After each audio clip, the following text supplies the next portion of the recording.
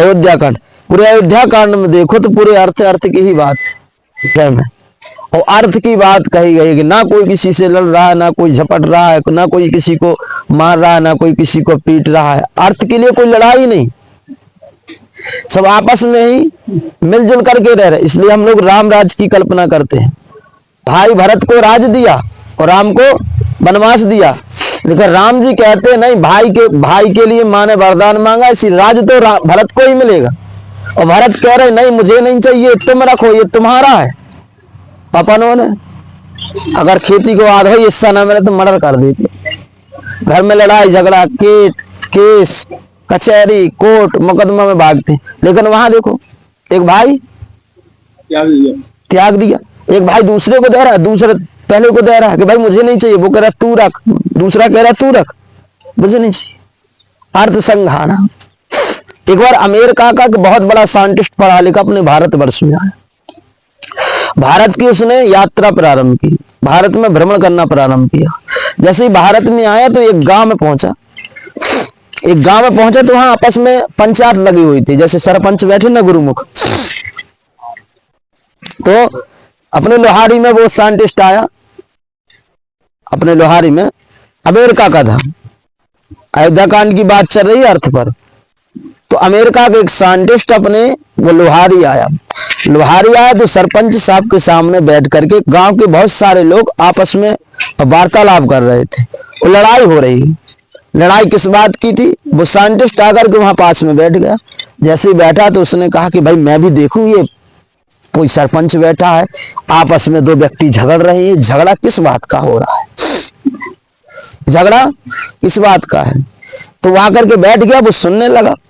बात ये थी कि पहले जो व्यक्ति था उसका खेत था, उस व्यक्ति ने दूसरे व्यक्ति को अपना खेत बेच दिया था, और जिस व्यक्ति को खेत बेचा था उसने हल चलाया, खेती की, तो उस खेत में मिल गया खजाना। खजाना उठा करके उसने जिससे खेती खरीदी थी उसको दे दिया। तो जिससे खेती खरीदी वो कहने लगा भाई हमने तुझे खेती दे दी है, खेती में जो निकले वो तेरा है, जब तक खेती मेरी थी वो सब मेरा था। अब दोनों सरपंच के साथ पास पहुंचे।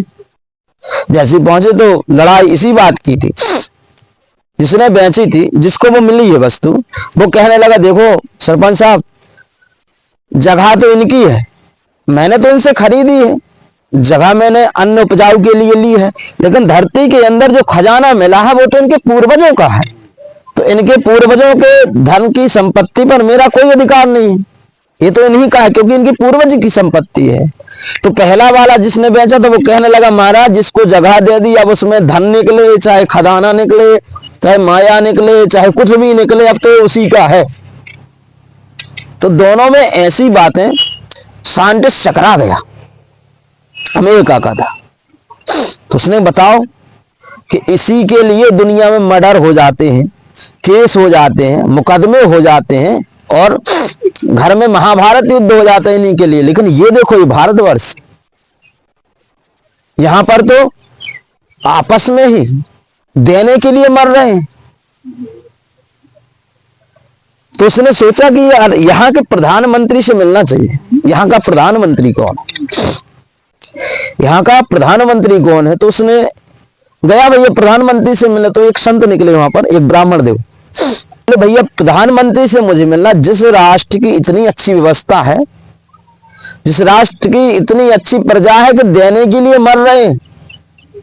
पहले के लोग बहुत डरते थे, अगर किसी को रास्ते में डरा धन मिल जाए तो वो कहता भाई ये पाप का धन है, ये नहीं चाहिए। पहले के लोग पाप के धन से डरते थे। किसी का अगर कोई उधार दे गया तो जब तक वो चुका ना दे तब तक सूखी रोटी नहीं खाते थे पहले के लोग, और दूसरे को संपत्ति को माटी की तरह देखते थे। लेकिन आज तो लगे हैं कहाँ खदान खुद जाए, कहाँ भड़ा मिल जाए, कहाँ कुपरा मिल जाए, कहाँ माया मिल जाए, लगे हैं लेकिन मिला ही नहीं रहा। तो आजकल जैसे मिले, मार के मिले, मूर्ख मिले, मर्डर करके मिले, केस करके मिले, कैसे पाप करके मिले, लेकिन धन मिले। लेकिन पहले के आदमी बहुत डराते इन चीजों से, बहुत ज्यादा डराते। तो विप्रदेव निकले तो साइंटिस्ट ने कहा कि भैया एक बात बताओ, यहाँ का प्रधानमंत्री कौन है? प्रधानमंत्री से कैसे मिला जाए? तो ब्राह्मण देवते बोले कि शाम के समय 5 बजे के समय आना, वो बरसी कुटिया में मिलेंगे।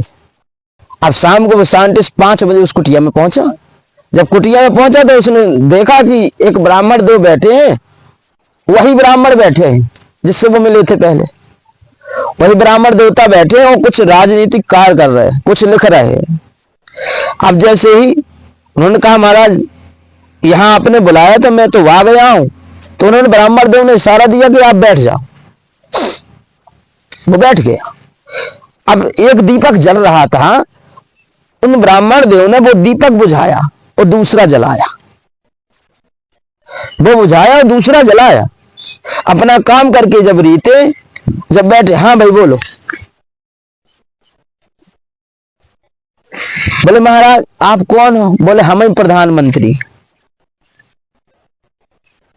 क्या? बोले हम ही प्रधानमंत्री हैं। बोले महाराज आपका क्या नाम है? बोले मेरा नाम है चाणक्य। क्या नाम है? चाणक्य। चाणक्य को जानते हो? चाणक्य नीति जिन्होंने लिखी। क्या नाम है? बोले मेरा नाम है चाणक्य। तो चाणक्य जी से पूछा अच्छा एक बात बताओ, अभी आप दीपक तो दोनों बराबर, इसमें भी तेल है और उसमें भी तेल है, लेकिन आपने ये बुझाया वो दूसरा क्यों जलाया? रोशनी तो दोनों में बराबर थी ना। लेकिन ब्राह्मण देवता ने, चाणक्य ने कहा कि देखो ये दीपक जो है ना, इसमें इस दीपक में जो पैसा है ना ये जनता का है। क्या है? इस दीपक में जो तेल डला है ये तेल किसका है? जनता का है। और इस समय में जनता का काम कर रहा हूं, प्रधानमंत्री के रूप में मैं जनता का कार्य कर रहा हूं। अब जनता का काम, राजनीतिक काम समाप्त हुआ, इसलिए मैंने इसको बुझा दिया। और ये अपनी तुपनी वार्ता, इसमें जो प्रधानमंत्री को जो पैसा मिलता है, जो भी उसकी राशि महीने में प्राप्त होती है, उससे मैं अब दूसरा दीपक जला रहा हूं, क्योंकि ये मेरा पर्सनल है और मैं अब तुमसे पर्सनल बातें कर रहा हूं। वो प्रधानमंत्री वाला पद तो दीपक बुझते ही एक्साइट हो गया।